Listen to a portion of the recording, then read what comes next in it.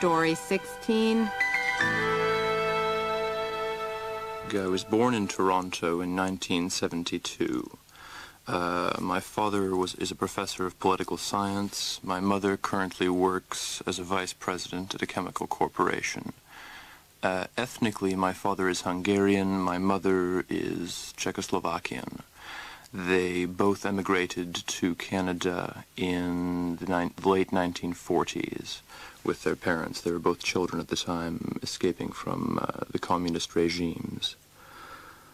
I was raised in a suburb of Toronto, out there, sort of a large green patch, big houses, boring little schools, that kind of thing. It was a nice place to grow up. I went to a small public school there for several years. My sister was born in 1975.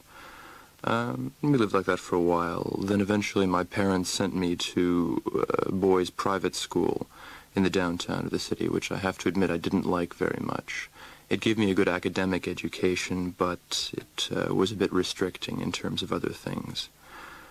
In 1984 to 85, I went to live in Switzerland for about a year, and I spent that at the École Chantemerle there. Part of the idea was for me to learn French, and that was a rather strange place. Most of the students there were children from all sorts of strange families who had sort of dumped them there. So it was a bit of this sort of international baggage of children. A lot of them had rather strange ideas about life and the world and a number of odd complexes. But it was a beautiful place to live, and it was very good for my French, and I don't regret staying there. While I was there, I also had the chance to travel through Italy, Venice and Florence, and parts of France, and I'm certainly not sorry about that. Although, at the same time, my parents divorced, or at least they separated anyway. They divorced about a year later, so that was a bit of a strange period. Following that, I came back to Toronto and went back to St. George's College again, and there I attended high school. It was pretty vigorous education. There's a lot of work involved and that kind of thing, although I did have time to do some amateur drama and photography and things like that at the same time. My father remarried and my younger brother was born in 1986. In 1989, I began studying at the University of Toronto, and I have to say I preferred university vastly to high school. It was generally a lot more interesting and a lot less restrictive.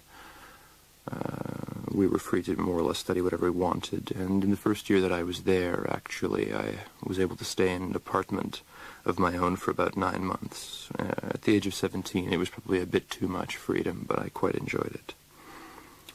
I didn't really work very hard at university, whereas in high school, I more or less had this clear goal that I had to get good grades to get into university.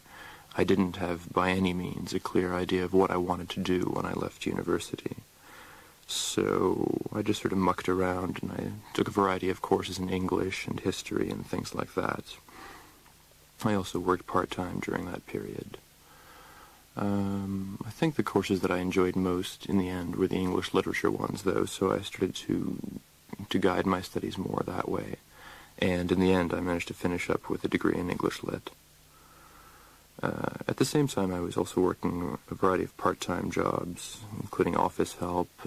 I worked as a file clerk at a couple of different insurance companies. These are really excruciatingly boring jobs that I did purely for the money, although it was useful for my resume. One of the more unusual ones was working one summer for 2 months for this thing called the Student Employment Venture. Basically, this was this business idea started off by a philosophy student, and he decided to buy garbage bags, in large black ones, in bulk, package them up, and then he'd send you around to various neighborhoods of Toronto, knocking on people's doors and offering to sell them a pack of garbage bags, and you basically got a flat commission on them. I wouldn't exactly want to make a living out of it, but for a nice sunny summer it wasn't bad, and I managed to wander all around Toronto, and I saw a lot of different neighborhoods I might not otherwise have. It was also, in some ways, kind of educational to see the different reactions you got from people when you appeared on the doorstep, and just peering into different people's houses and the reactions they got. And at one point, I ran across a 50-year-old man who told me he'd have to ask his mother to see whether they wanted bags or not. During most of the early 1990s, I had a bicycle, and I used to cycle just about everywhere in downtown Toronto. To be honest, cycling is a lot more feasible in a city like Toronto than it is someplace like Budapest or another big European city. The city is not so congested, the roads are wider, are more open, and the drivers aren't quite as crazy. In fact, getting around with a bike was probably the best way to get around the city, I decided.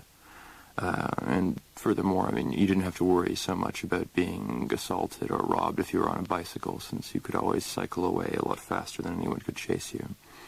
People more or less left cyclists alone. Meanwhile, I was still going to university, and at the same time, I was working at the Victoria College Strand newspaper. This was a small sort of college paper with a circulation of about 4,000, and I wrote a variety of arts and features pieces on that.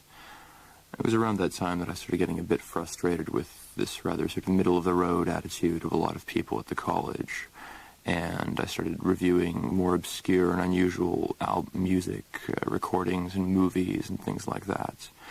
One of my specialties, or at least favorite habits, was sort of going around to record stores and digging up more unusual music in areas like gothic and industrial or ambient, some of the more really alternative and experimental musics and things. And I got quite heavily into that during university. And that more or less sums up my university life. Well, not really. I had a lot of other personal things going on, but eventually I graduated in 1994, and with the wonderful job opportunities that were going on in Toronto, I decided to leave the city and head to Europe.